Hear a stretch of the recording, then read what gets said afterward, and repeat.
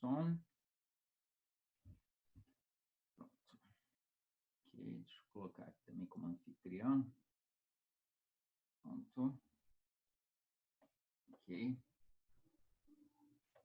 O horário aqui, certo. Só já tá aos poucos, já está entrando, já disparei para o grupo todo. Vamos lá.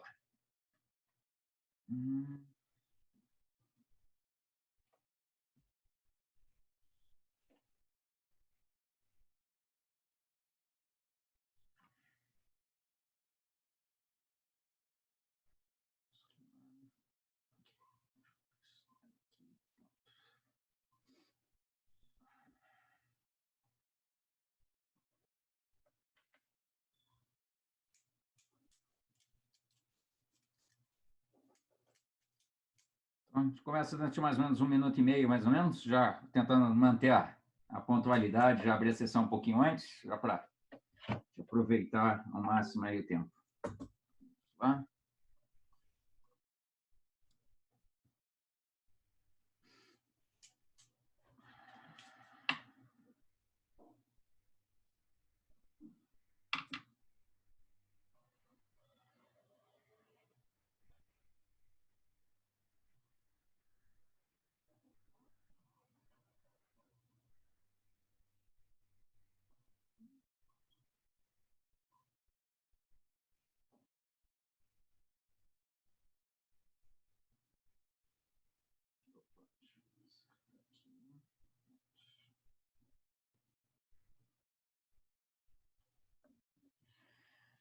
Muito bem, então vamos dar início a essa reunião.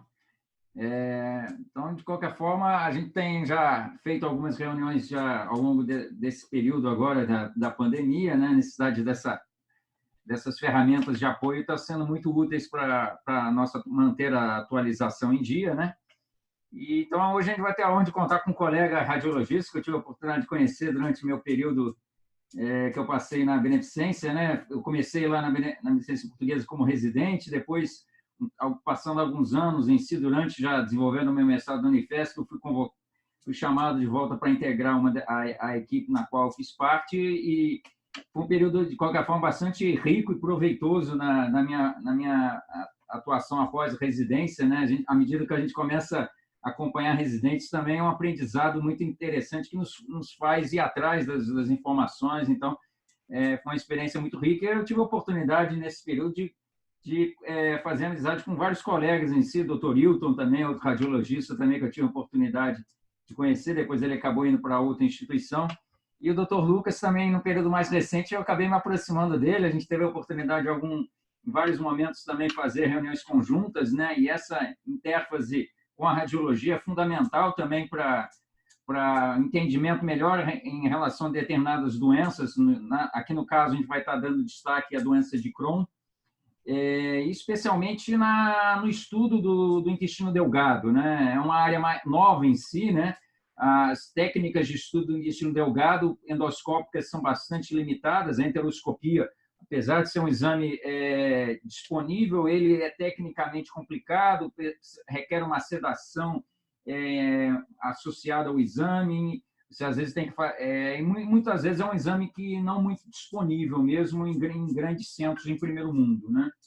Então, o advento, o aperfeiçoamento das técnicas radiológicas, aqui no caso, então, especialmente a enterorressonância, a enterotomografia, vem ocupando um espaço de destaque, especialmente na doença de Crohn, onde o acometimento do intestino delgado costuma ser bastante característico, né? Apesar dela também poder acometer o cólon também, mas tipicamente o comprometimento do delgado é o que chama atenção na doença de Crohn, né?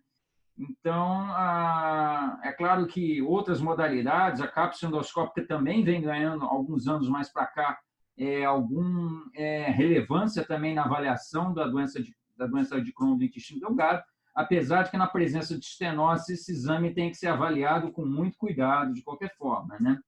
Pelo risco da retenção da cápsula, né? Então, realmente, o advento desses métodos de imagem na doença de Crohn, no estudo delgado, realmente vem ganhando bastante destaque ao longo desses últimos anos para avaliar, seja na suspeita do diagnóstico ou no contexto também do próprio segmento, atividade da doença, avaliar complicações como fístula, estenose em si, que possam, às vezes, requerer mudanças em relação ao tratamento, né? Então, vamos lá. Então, a gente separou 2 artigos, né, relacionados a essa parte, que eu vou estar, então, eu integrei eles de uma forma para poder a gente abrir para discussões. Eu vou começar comentando sobre o artigo da enterotomografia. Eu separei as principais imagens em si do artigo, né, que eu botei no PowerPoint, e depois, na sequência, a gente comenta aspectos a respeito da enterorressonância, né? Existem alguns pequenos nuances ou determinados parâmetros onde uma técnica pode ter preferência em relação a outra. Quando você vai avaliar, às vezes, por exemplo, fístula, algumas técnicas podem ter uma acurácia melhor em relação a esse achado, né? Então, vou aqui fazer a abertura do compartilhamento da tela, de qualquer forma. Eu botei aqui no PowerPoint. Vamos lá. Muito bem. Opa, deixa eu botar aqui na modelo de projeção de tela para facilitar. Vamos lá. Certo. Então, a gente tem... Opa, deixa eu só estar avançando aqui um pouquinho. Vamos lá. Pronto. Então, em relação aos artigos, a gente tem 2 artigos que foram, na verdade, um artigo... Essa coleção em si da Clinics of North America é bem interessante, que ela faz artigos de revisões a cada 3 meses, são normalmente 4 edições por ano, e tem na área de radiologia, de gastos, diferentes especialidades, e realmente são artigos, em geral, bem úteis assim, para uma atualização, né?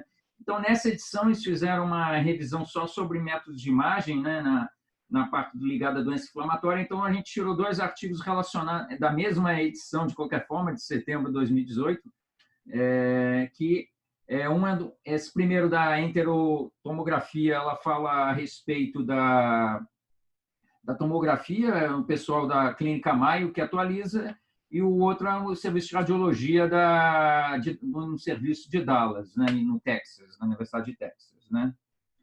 E eu separei também alguns slides em si de uma aula que eu tive a oportunidade de acompanhar lá no NFS no ano passado, né?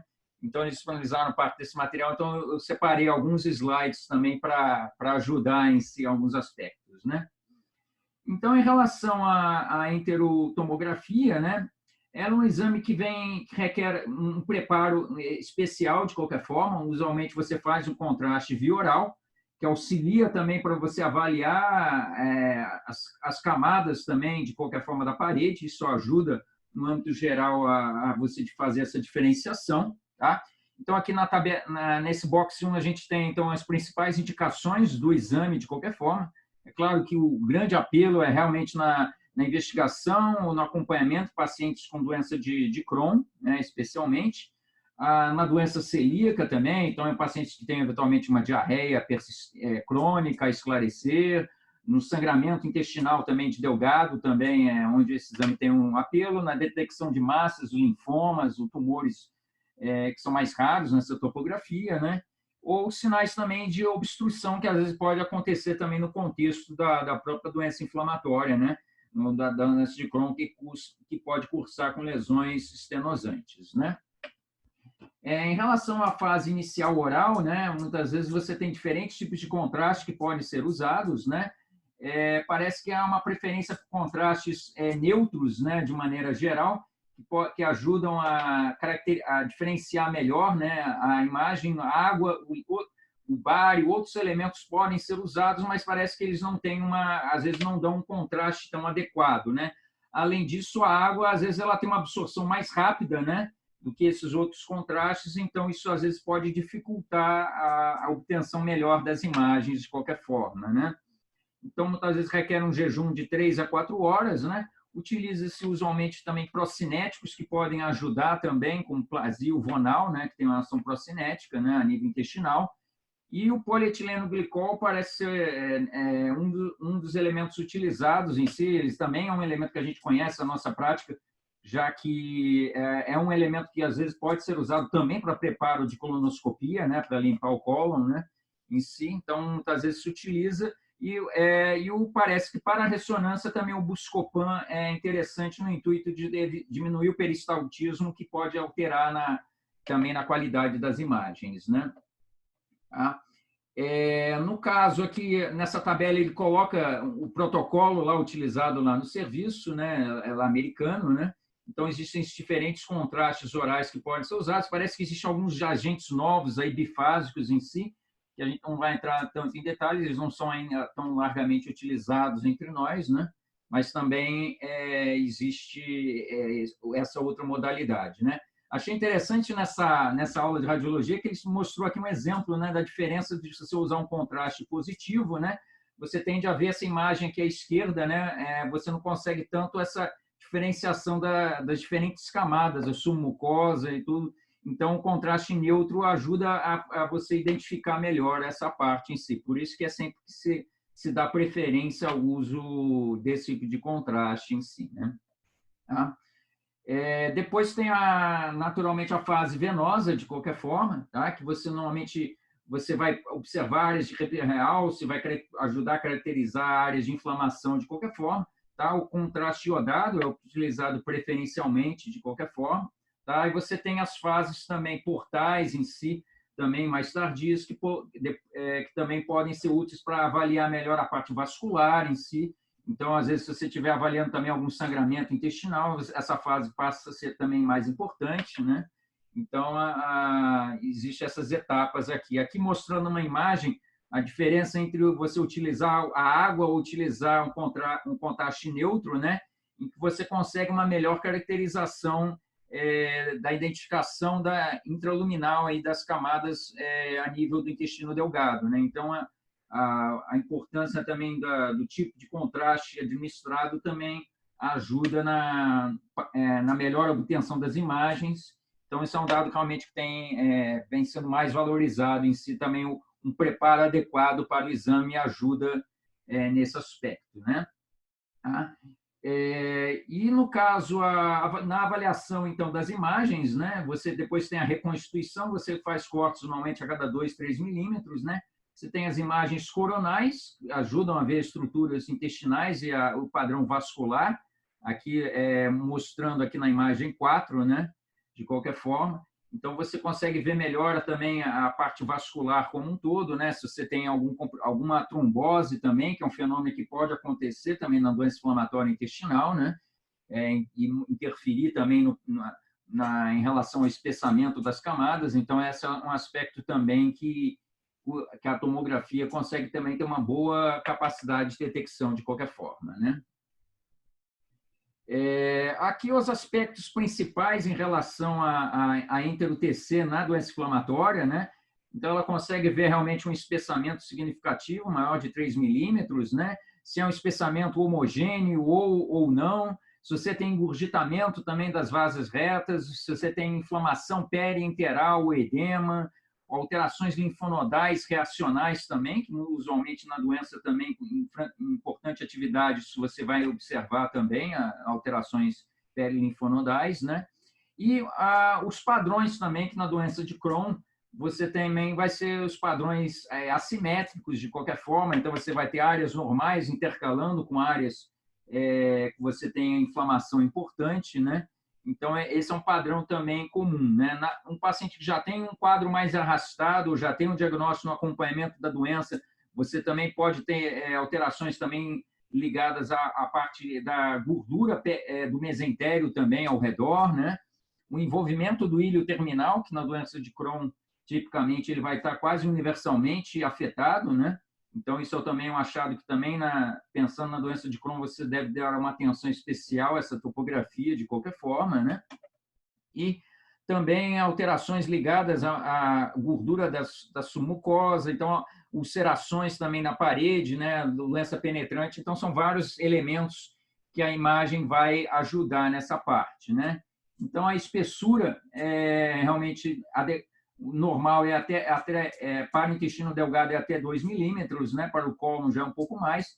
e esse padrão em si também você deve procurar sempre atentar de qualquer forma, né?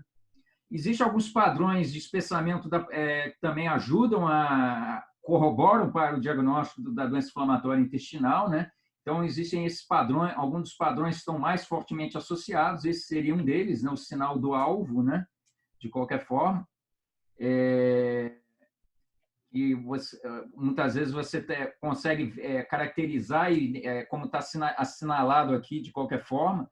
Então, isso é um padrão também que muitas vezes tem forte, um aspecto, muitas vezes fala fortemente a favor do diagnóstico de doença de Crohn, né?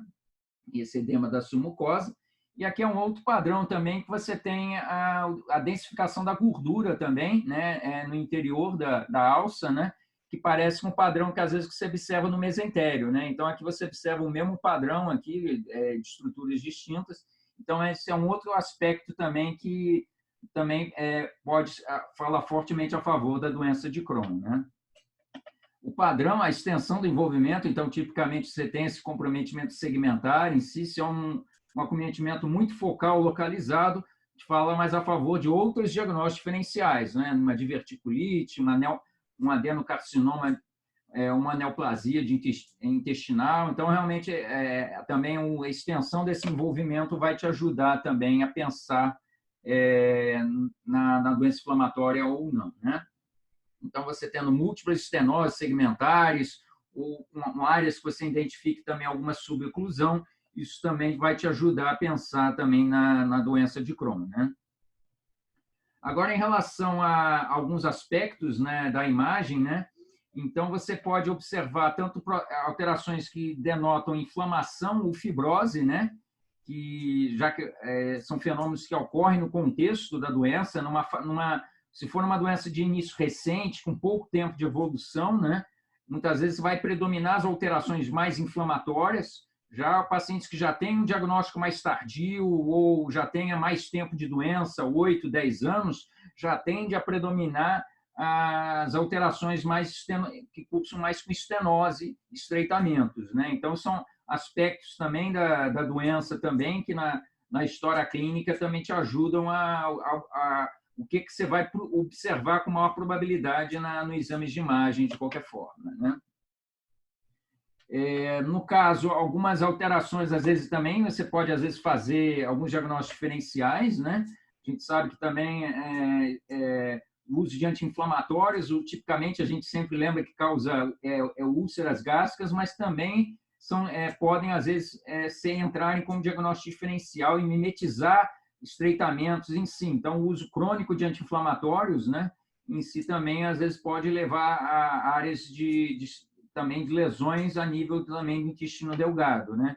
Então, aqui é uma imagem que também sugere um aspecto que sugere essas alterações. De qualquer forma, realmente não é tão comum a gente dar um diagnóstico de doença inflamatória intestinal em indivíduos muito idosos, né, acima de 80 anos, aqui é o caso em si, tá? Então, mas são aspectos que às vezes são diagnósticos diferenciais que não tão simples de serem feitos de qualquer forma, né? Outras alterações, como eu mencionei, em relação à doença penetrante, que você já tenha também já formas mais complicadas em si, que você já possam também já ter fístulas em si, o exame ajuda também nessa avaliação, né? A presença de abscessos também associado a fístulas é uma característica também da doença de Crohn, né? Que aí realmente a ressonância talvez possa ter uma contribuição também, né? Então, às vezes, você pode até lançar a mão da ressonância para, às vezes, melhor avaliar a presença de fístulas, de qualquer forma, né? E, no caso, os aspectos, como eu mencionei, dos vasculares também são importantes nessa parte, né? E a avaliação também do ilho terminal, de qualquer forma, né? A gente sabe que, eventualmente, uma doença de Crohn que tenha comprometimento mais também mais proximal, às vezes ela pode também ter um acometimento, uma inflamação ileal também presente, de qualquer forma, né?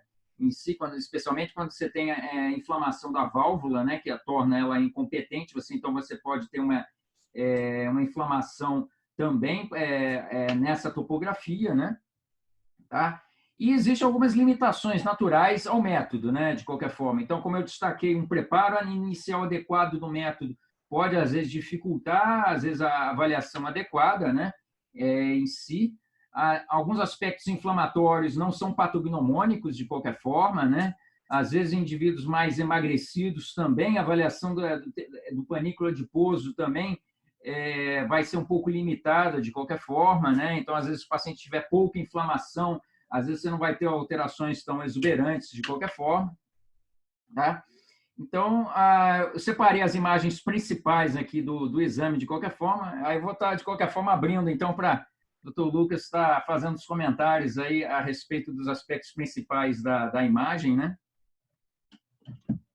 Tá? Boa tarde a todos. Eu agradeço ao Raul pelas gentis palavras. Obrigado por me terem aqui. Eu separei algumas imagens do artigo e gostaria de discuti-las com o grupo. Claro, claro. E aproveitar para falar um pouquinho da vivência do radiologista com o método. Eu vou pedir para compartilhar a tela. Tranquilo. Deixa eu interromper a minha aqui, então, pronto. Já que botei como administrador, aí fica mais fácil também o compartilhamento, então. Se vocês estão vendo a minha tela? Sim, sim. Sem dúvida. Eu vou me basear em algumas imagens do artigo para discutir alguns pontos. Claro. Essas setas aqui, elas apontam para alguns pitfalls que eventualmente a gente tem em pacientes com doença de Crohn, que é pelo rápido trânsito que esses pacientes têm, pela desabsorção que eles têm em alguns casos, a gente até flagra os comprimidos que eles ingerem, ou restos alimentares que eles ingerem, e podem se apresentar como essas áreas espontaneamente aqui, hiperdensas, no interior do lúmen intestinal. A gente precisa estar atento para esse pitfall, para que a gente não confunda essas imagens com sangramento ou com a área ou com pólipo ou com tumor neuroendócrino, por exemplo. Então é preciso a gente estar atento para esse tipo de pitfall. Essa imagem do artigo, eu gostaria de dar algumas informações a respeito dela. Foi comentado pelo Raul que nós fazemos o preparo intestinal com Moving-Lax, né? O que a gente mais utiliza é o Moving-Lax, como o Raul falou, são 6 sachês que a gente utiliza em 1,5 litro de água.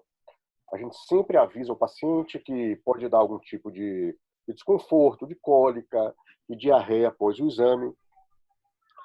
E o termo que a gente fala entre contraste positivo e contraste negativo é que os contrastes negativos na tomografia são aqueles que ficam hipodensos ou escuros no interior do intestino. O que é que esses contrastes para a doença de Crohn, para a avaliação da atividade inflamatória da doença de Crohn, são superiores aos chamados contrastes positivos, que seriam aqueles que ficam hiperdensos, né? Porque com os contrastes negativos, a distensão do lúmen da alça facilita a avaliação do realce e da espessura parietal, coisa que é fundamental para a gente avaliar atividade e características da doença de Crohn. O Raul comentou que, normalmente, um dos pitfalls é o preparo não ficar muito adequado. O preparo não ficar adequado quer dizer que a distensão das alças não foi suficiente. Tá? Entretanto, isso dá para a gente também uma informação importante. Porque quando o preparo fica ruim, já é um sinal indireto de que não há obstrução. Tá?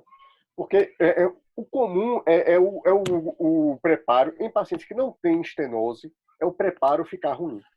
Então, quando o preparo fica bom, a gente já fica, opa, peraí, deve ter alguma estenose aqui no meio dessas alças. A gente acaba alertando. Tá? Esse aqui, dessas imagens, seriam preparos que não ficaram tão bons. A distensão da alça, né?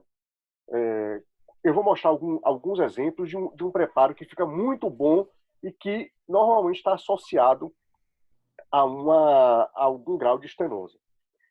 Um outro comentário que eu gostaria de fazer, que essas imagens trazem, é a respeito da dose de radiação nos pacientes. Falando de forma bem resumida. Tá? Em um ano, tá? Com tudo que a gente faz, andar de avião, ver televisão, tomar sol, tal, a gente recebe mais ou menos 3,5 milissieverts de radiação. Milissieverts é a dose utilizada para avaliar a radiação na gente. Olha, uma tomografia, se for feita com todas as fases, pode ter entre 25 e 50 milissieverts. Né? Então, você pode receber uma dose de radiação, sei lá, 3, 4, 5 vezes maior do que a radiação que você recebe naturalmente no ano.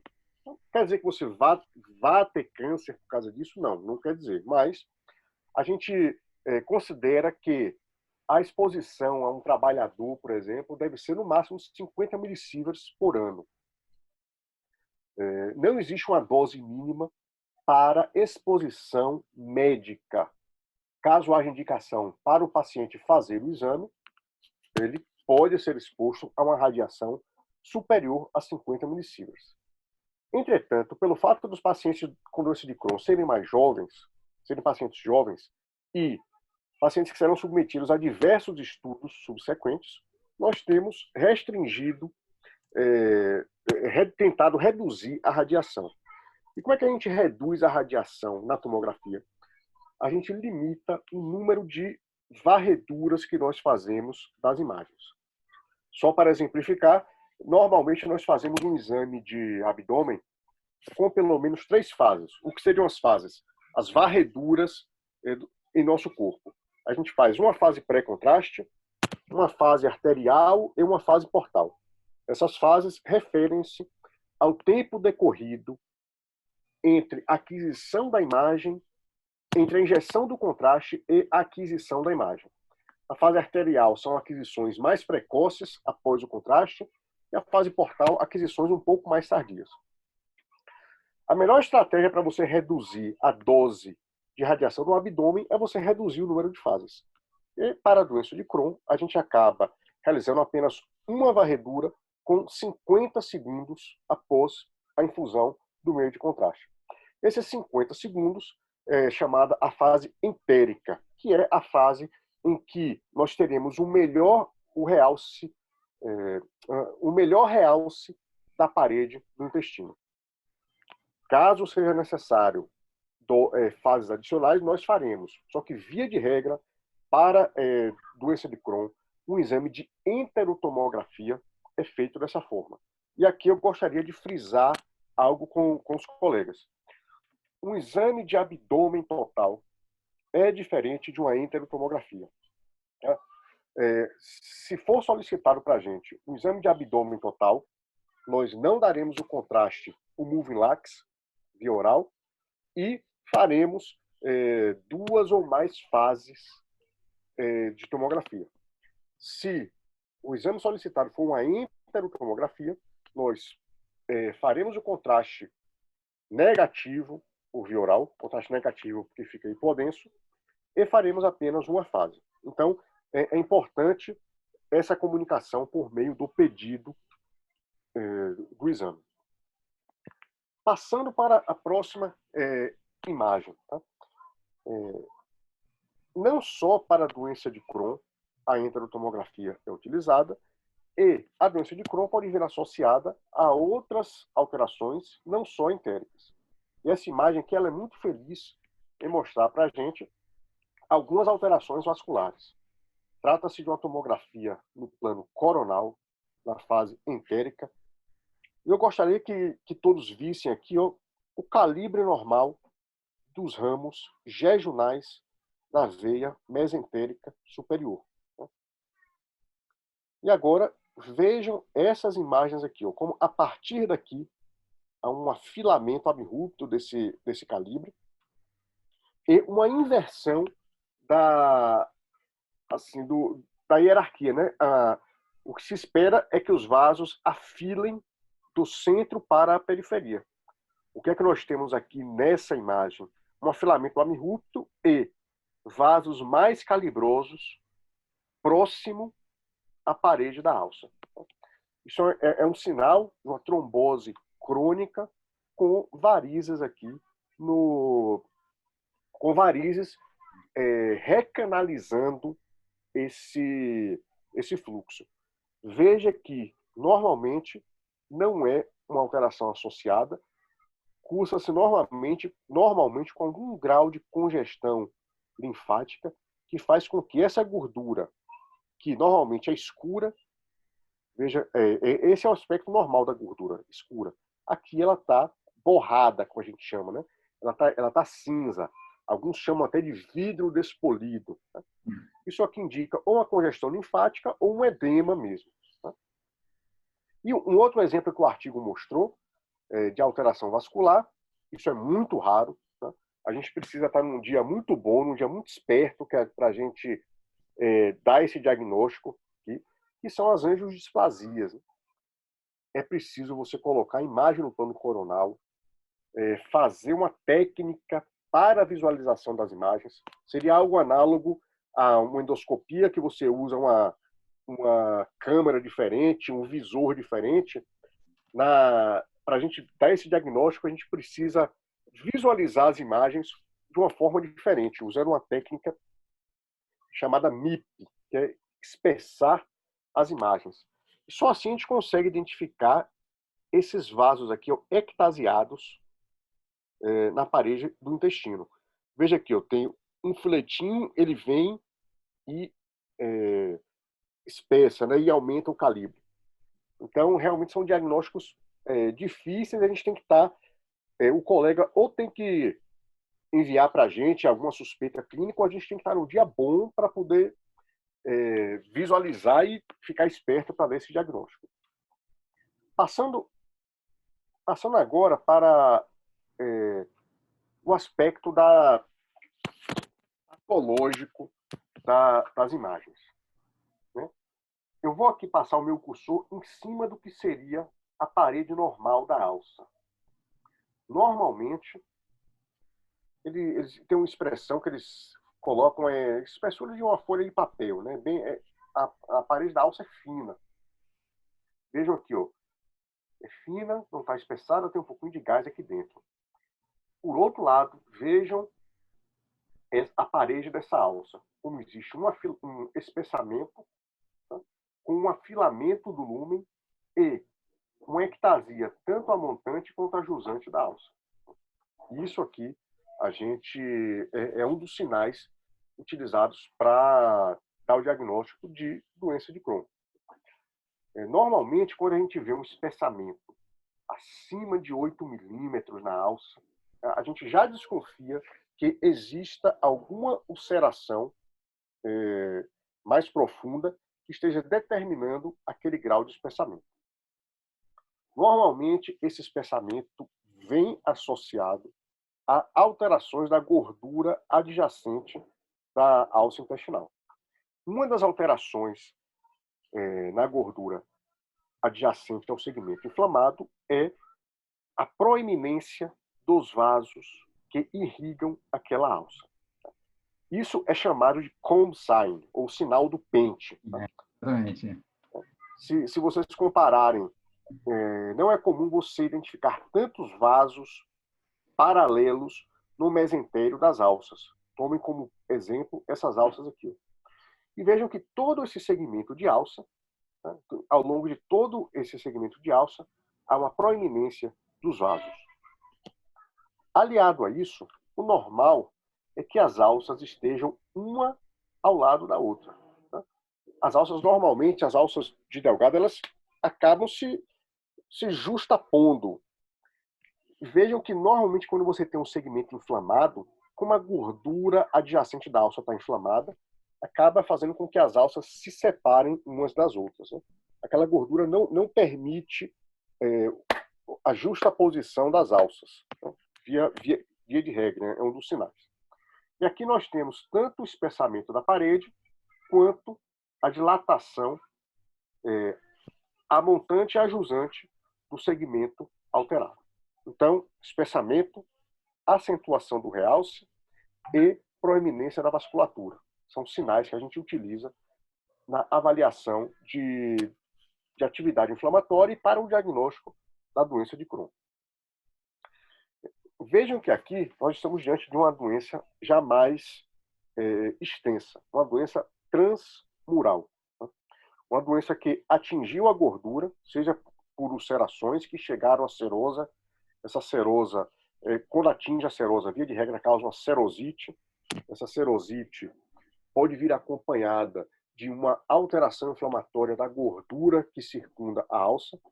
E, eventualmente, essa serosite pode ser causada por uma úlcera, por uma doença mais profunda, que transpõe a alça e acaba por formar o que a gente chama de sinus. Tá? Então, sinus é aquela ulceração que transpõe a parede da alça e causa alteração na gordura adjacente à alça, da alça. Como isso se manifesta? Eu vou pedir para que olhem. Isso aqui seria o normal. Olhe como a gordura normal é. Veja que quase você não identifica os vasos que circundam as alças intestinais.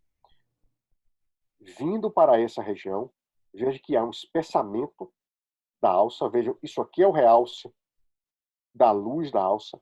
Aqui temos uma parede bem espessada. Vejam que há proeminência da vasculatura. Isso aqui está tudo, tem um borramento dessa gordura adjacente da alça. E, aliado a esse borramento, você consegue identificar algumas imagens lineariformes, extrínsecas e exofíticas à parede da alça. Então, isso aqui é bem sugestivo de uma doença de Crohn, num processo, uma doença mais avançada, né? A gente colocaria no relatório como uma doença com atividade inflamatória e comportamento, extensão transmural, né? E veja que os linfonodos acabam sendo sentinelas do processo. A gente acaba procurando, olha, onde tem linfonodo proeminente, linfonodo muito vascularizado, provavelmente ele está sendo sentinela de algum segmento de alça que está acometido. Raul, se eu estiver falando muito, você me interrompe aí, viu? Perfeito. Esse aqui é o processo assim, mais avançado, né? A gente chama isso aqui do aspecto em trevo, com muito boa vontade e imaginação. A gente vai ver aqui, ó, uma folhinha do trevo, outra folhinha do trevo e outra folhinha do trevo. O que é que isso quer dizer? Que você tem um processo transmural. Vejam que tem espessamento da parede da alça aqui. Você tem uma espícula que transpõe a parede da alça e que se conecta com a parede de outra alça. Então você tem aqui um processo que é transmural, que envolveu a gordura adjacente a várias alças e há uma convergência, uma confluência para uma tentativa de bloqueio desse processo inflamatório. Isso aqui é bem sugestivo de um comportamento fistulizante da doença de Crohn, que é o aspecto agrupado e convergente das alças, né, que acabam por bloquear um processo inflamatório que se estende para a gordura entre as alças intestinais. Isso aqui é a imagem no coronal e aqui é a imagem no plano axial. O artigo fala também de alguns diagnósticos diferenciais que nós temos que ter em mente e que, eventualmente, são a causa da solicitação do exame. Isso, para a gente, também é muito importante se a íntero está sendo solicitada para avaliar uma doença de Crohn ou para pesquisa de algum tumor no intestino delgado. Esse é um exemplo aqui de um adenocarcinoma de delgado. É muito raro. Né? Qual é a diferença do adenocarcinoma de delgado para a doença de Crohn? Normalmente são estenoses mais curtas. Ela não realça tanto quanto o... Maçã, né? Mordida, né? E faz aquele aspecto da maçã mordida. A gente diz também que tem um ombro aqui, ó, que isso aqui faz como se fosse um ombro na alça. O aspecto da maçã mordida é uma estenose focal que dá dilatação a montante e não tem tanta alteração da gordura adjacente. a gente fala que é um processo mais seco. Tá? Não tem tanta alteração inflamatória na gordura adjacente. Esse é um outro exemplo de um giste, de um giste de delgado. Tá? Os gistes, quando menores do que 3 centímetros, tendem a ter um realce mais homogêneo. E esses gistes menores do que 3 centímetros podem ser confundidos com tumores neuroendócrinos, que teriam essa mesma aparência, como um nódulo hipervascularizado. Quando eu falo hipervascularizado, quero dizer que ele realça bastante pelo meio de contraste. Principalmente Mas, do GIST é sangramento intestinal, né? Em si, é a manifestação mais comum, né? Em si. que não acontece tanto com os neuroendócrinos, correto? Uma dos sinais, além dos sinais clínicos, né, que nos ajudam, em alguns casos, a diferenciar um giste de um tumor neuroendócrino são as manifestações mesentéricas do tumor neuroendócrino. Os tumores neuroendócrinos podem incitar uma alteração desmoplásica no mesentério, que acaba retraindo e calcificando, que é o que é demonstrado aqui nessa imagem. Você tem uma massa aqui no mesentério calcificada. Esse aqui seria um exemplo de um tumor neuroendócrino vascularizado. E um outro tumor que pode aparecer no delgado é o linfoma. Qual é o sinal do linfoma? O linfoma se caracteriza por espessamento circunferencial da alça com dilatação aneurismática. Diferente do Crohn, diferente do adenocarcinoma, cujo espessamento da alça, via de regra, pode se associar a uma estenose. O linfoma, pelo fato deles infiltrarem os plexos mioentéricos, acabam espessando a alça e a alça perde a sua contratilidade. Então, dá um sinal característico que é aquela alça espessada e dilatada. A gente chama isso de uma dilatação aneurismática. É isso que esse caso aqui está mostrando. Embora essa alça esteja espessada, ela não está estenosada. Deixa eu ver se há... E, por último, aqui, esse é um exemplo da quando a íntero não é utilizada para avaliação da doença de Crohn. Quando a íntero é solicitada para avaliação de sangramento, aí sim nós precisaremos fazer todas as fases para que a gente consiga identificar um sangramento. Isso aqui é um exemplo de um plano axial da tomografia com várias fases. Né? A aorta, aqui é a artéria mesentérica superior, cabeça do pâncreas e aqui a região pilórica. Né? Então, aqui você tem, na fase mais precoce, uma área de realce, né? Que ela aumenta com o passar do tempo e nas fases mais tardias ela evanece. Né? Então, diferente daquele pitfall que eu mostrei no começo, que ele não se modifica durante as diversas fases do meio de contraste, um sangramento intestinal manifesta-se dessa forma. É um flushing, que a gente chama, de contraste para a luz da alça, que se modifica com o passar das fases, né? Com a modificação das fases. Também é um diagnóstico difícil de ser feito. Deixa eu ver se tem mais algum comentário aqui da íntero.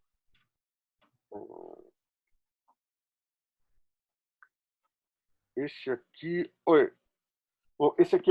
são os linfonodos, né? Sendo sede sendo assim como se fossem os sentinelas das alterações inflamatórias. Tá? Foi falado também da avaliação da doença de outras patologias, como doença celíaca. Né? Esses são diagnósticos difíceis. Se não vier com a suspeita clínica por parte do colega, é muito difícil a gente valorizar alguns achados.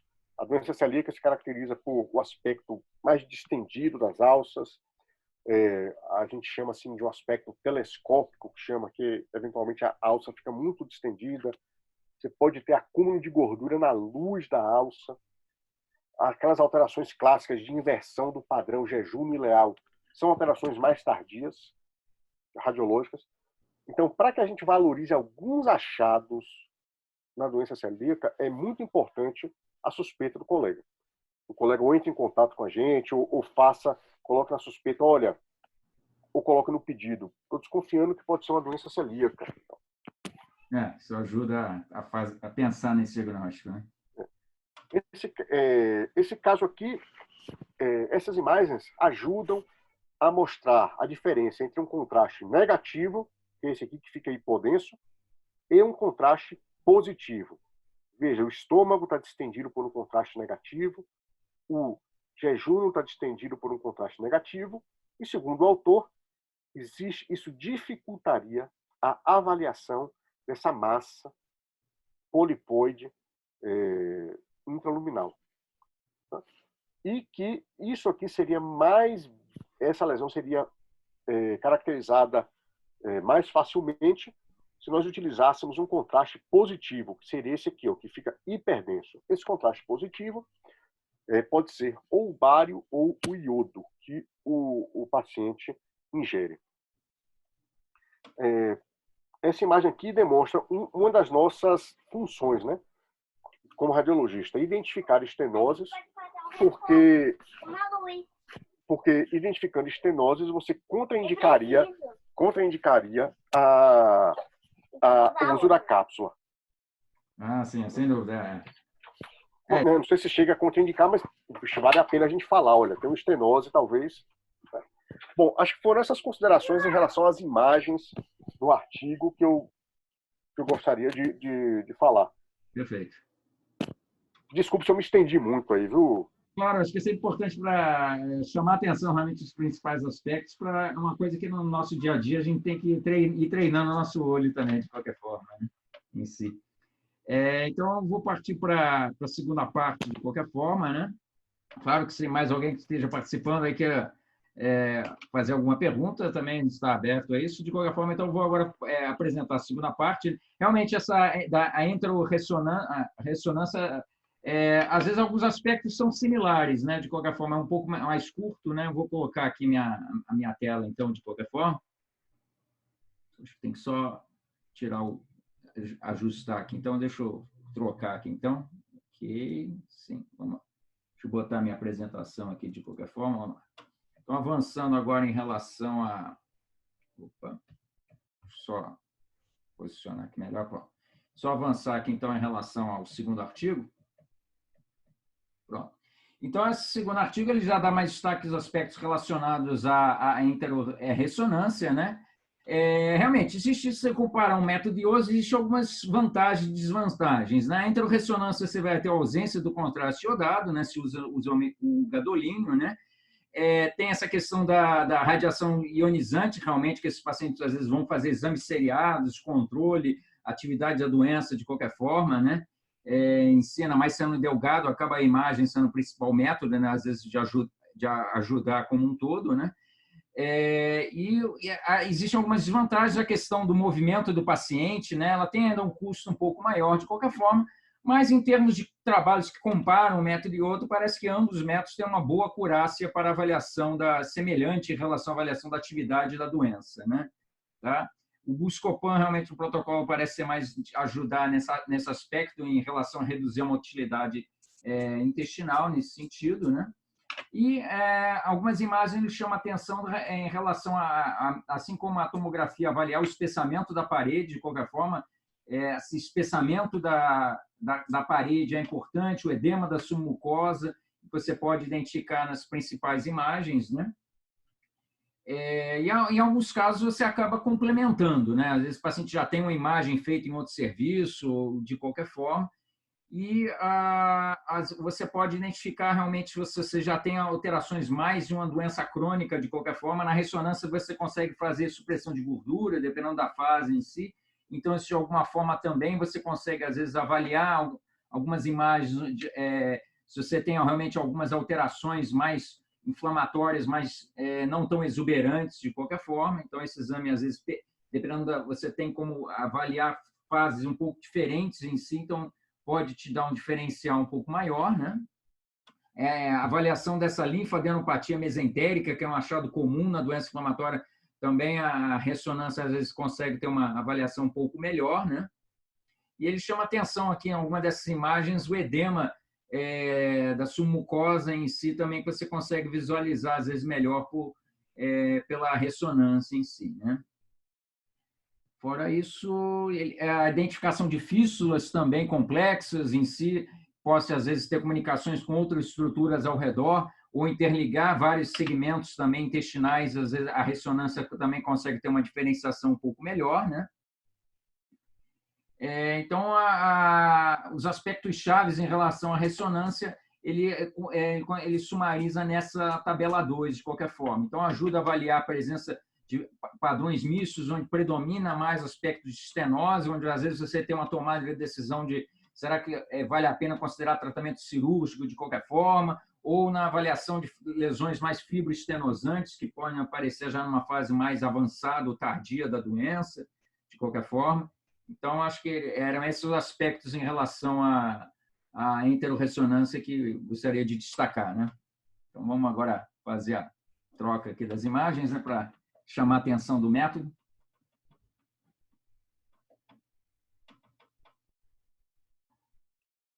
Estão vendo a minha tela?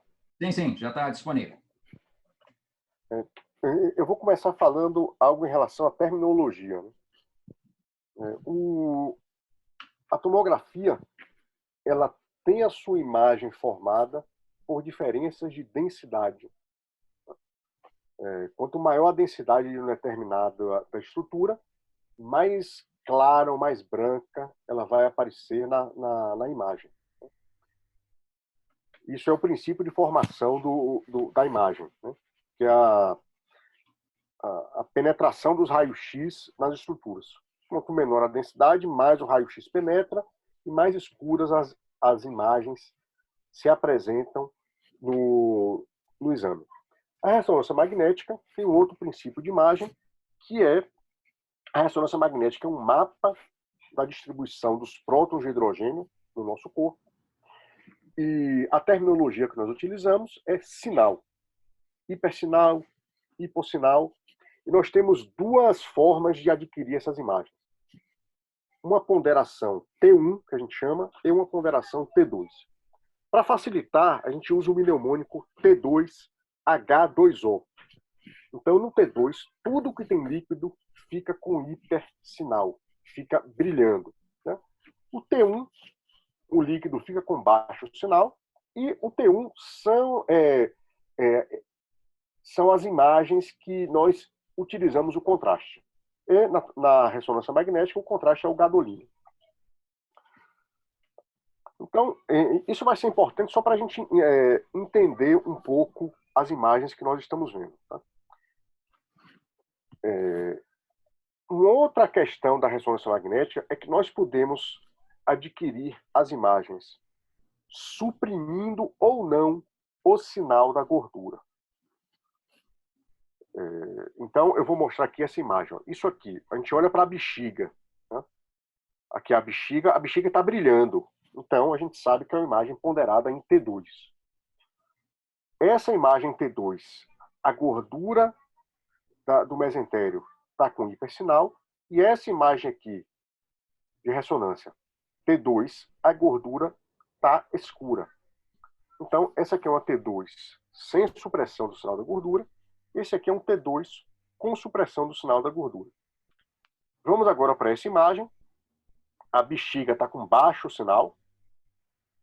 Então, a gente sabe que é uma imagem ponderada em T1. E o T1 é o que a gente utiliza o contraste. Tá? Então, isso aqui é a mesma coisa, assim, é análogo à tomografia. Tá? Como a ressonância magnética não leva radiação, nós não temos aquela limitação de fases que nós temos na ressonância magnética.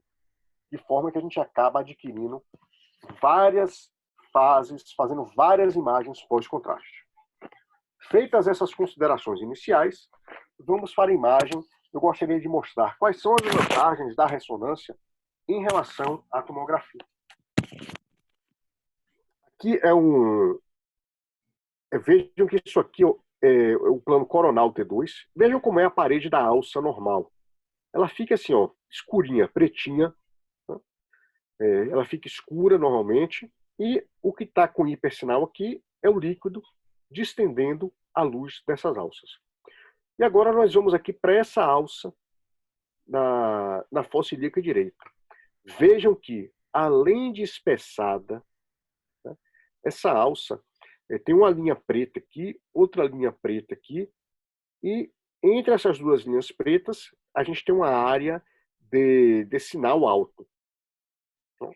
Isso sugere edema.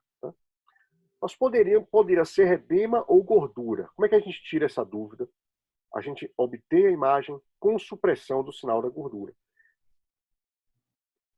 Veja que o sinal se mantém alto, então configura que essa alça está espessada e edemaciada. Então, esse é um sinal de atividade inflamatória.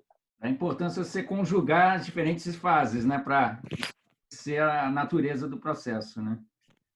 E, além disso, além da parede estar espessada, edemaciada, há uma acentuação do realce da parede da alça e há também uma proeminência dos vasos que circundam aquela alça, do mesentério daquela alça. Então, isso permite a gente falar que estamos diante de uma doença de Crohn, com envolvimento segmentar, com sinais de atividade inflamatória. Isso aqui eu só fiz modificar, mostrando agora aqui o realce, né? A parede da alça realçando e as alterações do mesentério adjacente à referida alça. Parece aquele mesmo sinal do pente também, da outra imagem da toma, né? É o mesmo sinal, é o Condsign. A ressonância, às vezes, nos é solicitada para diferenciar entre uma atividade inflamatória, entre uma doença fibroestenosante. Olha, pessoal, na prática, é muito difícil você ter um padrão isolado. Na prática, pelo menos nos meus relatórios, eu consigo falar qual é a predominância. Eu consigo dizer que é uma estenose com predomínio do componente fibrosante ou com predomínio do componente inflamatório. E como é que nós fazemos essa diferenciação? Nós utilizamos a ponderação T2. Em um caso como esse, essa imagem ponderada em T2 com supressão do sinal da gordura, vejam que a parede da alça está majoritariamente escura, o que favorece um componente mais fibrótico do que inflamatório. Entretanto, ainda há algum grau de acentuação do realce, identificado aqui nessa imagem ponderada em T1. Por que é que eu sei que é T1? Veja bexiga com baixo sinal, e aqui bexiga com alto sinal. Então, aqui a gente ficaria confortável em dizer que, olha, tem um padrão, uma doença com componente estenosante, com predomínio de fibrose no segmento envolvido. Isso aqui é uma das coisas bem bonitas da ressonância magnética, que é já a alteração morfológica da parede da alça, quando você começa a ter alterações estruturais da parede da alça. Né? Nesse zoom aqui, eu pretendo mostrar que o comprometimento da doença de Crohn pode ser assimétrico, ele pode predominar na face mesentérica da alça. Vejam como isso aqui seria uma parede normal. Vejam como a parede normal da alça. Vejam como aqui ela está espessada e hipointensa na ponderação T2. Isso aqui acaba espessando, retraindo e favorecendo a formação de saculações na face antimesentérica da alça. Então, isso aqui já demonstra que há uma alteração inflamatória, fibrose com remodelamento da alça, já com essas pseudosaculações, também demonstradas aqui nessa imagem coronal T1 pós-contraste. Isso aqui são aquelas alterações que eu mostrei na tomografia no exame anterior, que tinha aquele borramento da gordura, aquela doença transmural, que via de regra se associa a alterações inflamatórias da gordura adjacente. Aqui demonstrada numa imagem ponderada em T2 e aqui no pós-contraste. A gente sempre compara o padrão de realce das alças com o jejum. O jejum são as alças que mais realçam. Como é que a gente define o que é jejum, o que é ilho? De forma bem basicona, assim, a gente traça uma linha diagonal. Tá? O que está da linha diagonal para cima é jejum, o que está da linha diagonal para baixo é ilho. De forma assim, tabajara, mas que funciona na maior parte dos casos. Então, a gente sempre compara o grau de realce do ilho com o do jejum. O normal é que o jejum realce mais do que todas as alças.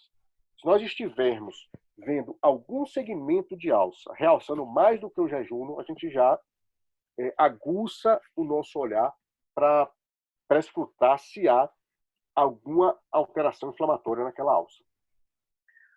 Eu comentei com vocês que o normal é o preparo não ficar bom. E quando o preparo está bom, a gente desconfia que há algum grau de estenose. É o que eu quero lhe mostrar aqui. Veja como essas alças estão distendidas.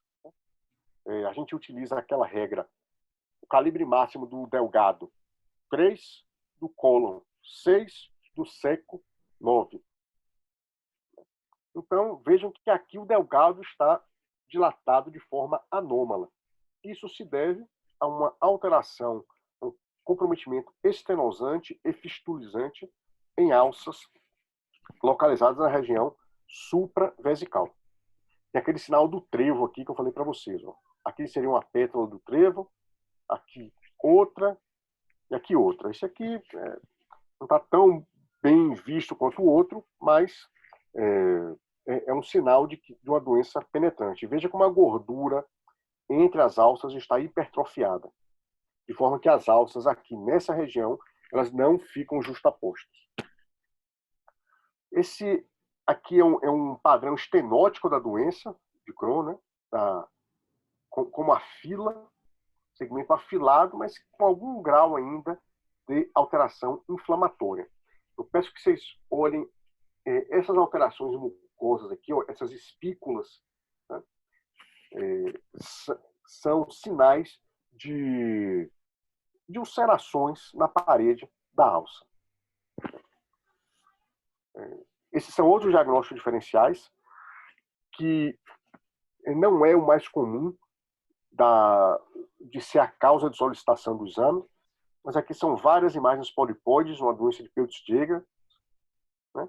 São vários pólipos vascularizados, identificados aqui nessa imagem pós-contraste, e aqui um tumor neuroendócrino, que é identificado como nódulo com realce focal na parede da alça.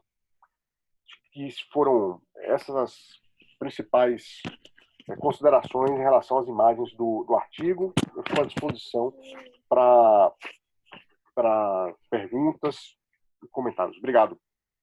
Pois não. Então, parabéns aí. Acho que, como toda, realmente acho que esses dois artigos ajudam a organizar melhor. Eles têm imagens bem características de qualquer forma, né? Realmente, os artigos são ótimos. Estão muito bons. Uma atenção, né, de a gente poder ter à mão o exame, né, e essa interação com o radiologista em relação a se há uma suspeita de uma estenose ou não, o paciente está tendo um quadro de febre, tem algum processo já com diagnóstico da doença ou arrastado. A gente sabe que essa doença ela tem também uma característica de recrudescência, os pacientes às vezes não têm uma adesão tão boa à doença, e outro aspecto também é que, às vezes, o paciente pode ter um aparecimento também de outras colites em cima do processo inflamatório de base. Então, realmente é uma doença que tem um desafio, às vezes, de condições que se somam a elas, né? A gente sabe que, por exemplo, o paciente em terapia biológica pode também ter chance de desenvolvimento de outras condições que podem também levar à reativação da doença, né? Então, realmente, é sempre um desafio, e essa interação em relação a comparar com as imagens anteriores, avaliar essas características em si, realmente são fundamentais para, às vezes, uma tomada de decisão, né? Bom, eu vou falar aqui do meu ponto de vista radiológico, né? Assim, se eu pudesse dar uma sugestão, o ideal é que o paciente faça as imagens em um mesmo local. Não estou dizendo que tem que ser onde eu trabalho, não é, é que ser para que o radiologista tenha a possibilidade de comparar com as imagens anteriores. É nosso dever. Claro, claro. Nosso dever. Quando a gente pega um exame lá, assim, que tem as imagens anteriores, a gente tem que fazer assim, todo o histórico ver desde a primeira e ver como é que ela evolui. E outra coisa, assim, é preciso a gente se comunicar. Claro, claro. Deve ser difícil para vocês acharem a gente, Sim. e às vezes é difícil para a gente achar Certo, certo. você, sabe? Às vezes a gente está vendo um caso e está assim, poxa, eu queria tirar uma dúvida. Quero saber o que é que esse paciente está usando, o que é que ele está tendo de clínica. E às vezes é difícil. Claro. Então, assim, uma coisa que é necessária para os dois lados é a comunicação, a gente se achar. Claro, claro. Um telefone ali para falar, olha, eu quero falar com o seu, eu tenho, né? O seu eu já ligo direto, né? Mas assim, pô, eu quero falar com o Raul para tirar dúvida, porque vocês não sabem como modifica, como assim, um detalhezinho que vocês dão para a gente Sim. pode fazer com que a gente valorize ou não um determinado achado. Sim, sim, sem dúvida. Então, isso é fundamental mesmo, de qualquer forma, né? Então, alguém tem alguma dúvida, questão que queira colocar aqui no grupo? Vamos lá. Então, de qualquer forma, realmente acho que esse material acho que é bastante rico para a gente abrir essa discussão como um todo, né? É claro que o segmento desses pacientes também, às vezes, outros aspectos também que não foi o objetivo aqui, mas nessas doenças, às vezes, também você pode também ter alterações extraintestinais que podem corroborar, ajudar no diagnóstico. A gente vê a associação da doença inflamatória com colangite esclerosante, então, às vezes, a imagem do fígado, outras alterações sacroileais também podem ajudar a pensar nesse diagnóstico. Então, não foi o objetivo dessa discussão aqui, mas também lembrar que certos acometimentos de outras estruturas ao redor ali, extraintestinais também pela imagem radiológica também podem ajudar a fazer esses diagnósticos diferenciais com essas outras entidades, né? Como um todo, né? Em si. Grande parte, realmente, pelo menos na doença celíaca, pelo menos a endoscopia, em grande parte, como acometimento em geral é mais proximal no duodenal, a endoscopia digestiva alta, a gente consegue, em grande parte, dar o diagnóstico, né, na maior parte dos casos, né?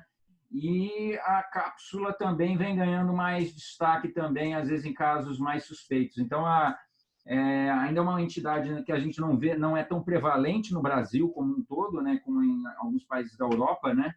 Mas realmente às vezes também é um diagnóstico diferencial, às vezes difícil de avaliar os achados em si característicos, né?